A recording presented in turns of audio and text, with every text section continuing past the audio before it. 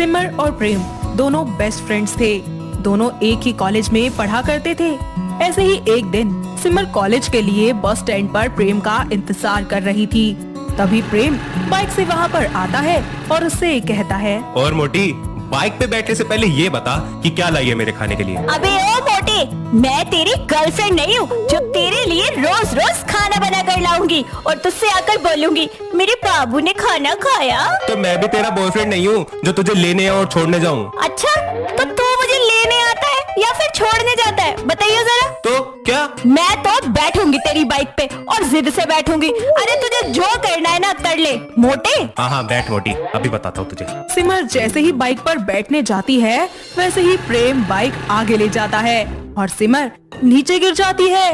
तभी वो गुस्से से उठकर बोलती है, कुत्ते कमीने, तुझे मैं अभी बताती हूँ, जा तू। क्या कर लेगी मोटी? इसी तरह दोनों आपस में लड़ते रहते हैं।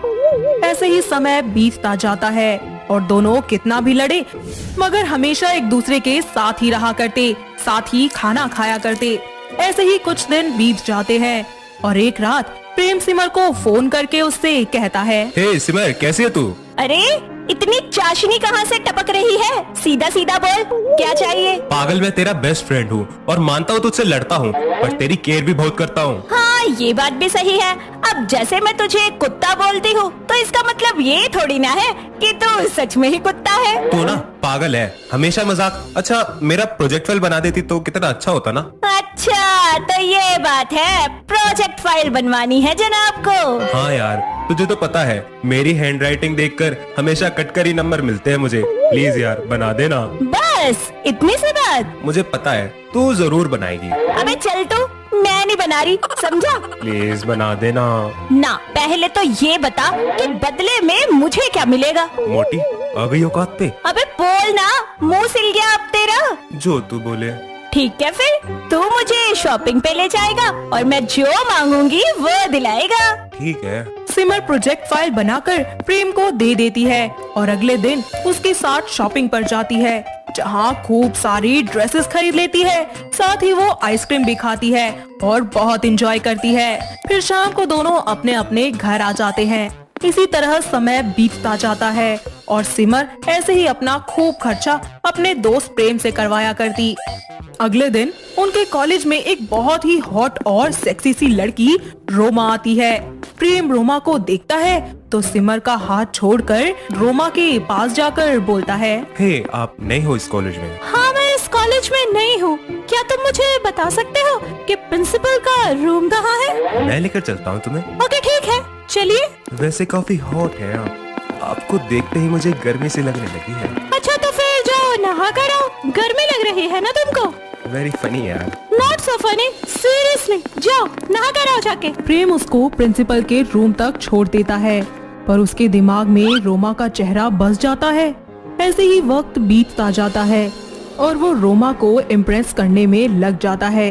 वो कभी उसके लिए फूल ले जाता तो कभी चॉकलेट लाता और हर वक्त उसके आगे पीछे गुड़ पर जमी मक्खी की तरह ही घूमता रहता था। इसी बीच वो सिमर से ना तो बात कर पाता था और ना ही उसे टाइम दे पाता था। ये सब देखकर सिमर को बहुत बुरा लगता है क्योंकि वो इसे दिल ही दिल में बहुत पसंद करती थी।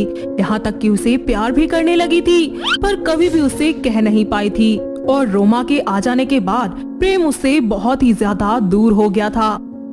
ऐसे ही एक दिन रोमा और प्रेम कॉलेज के कैंटीन में बैठे सैंडविच खा रहे होते हैं।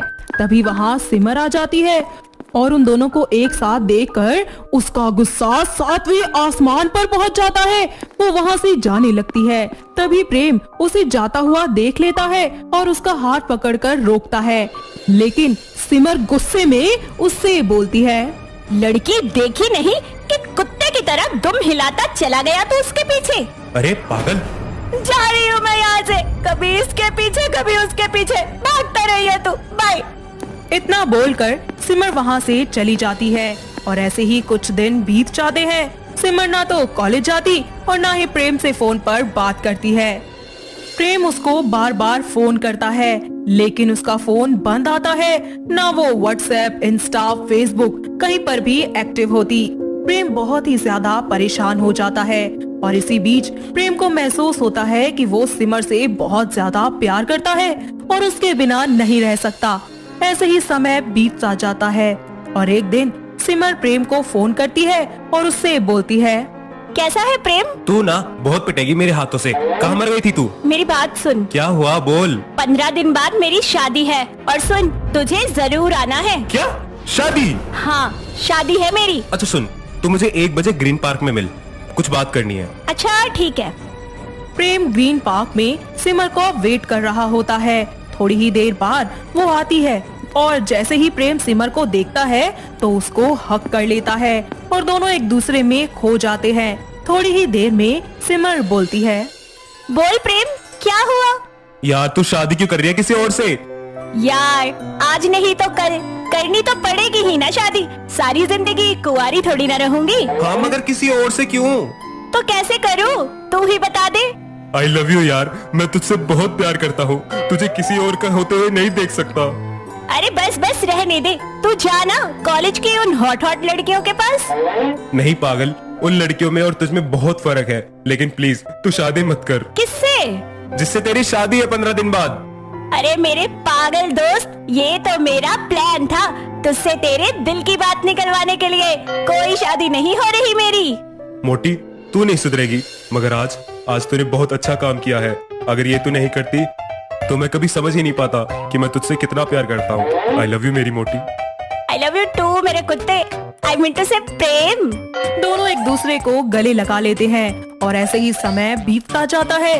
कुछ ही दिनों बाद वो दोनों अपने अपने घर वालों को एक दूसरे से मिलवाते हैं और दोनों के परिवार वाले सिमर और प्रेम को एक दूसरे के लिए पसंद कर लेते हैं।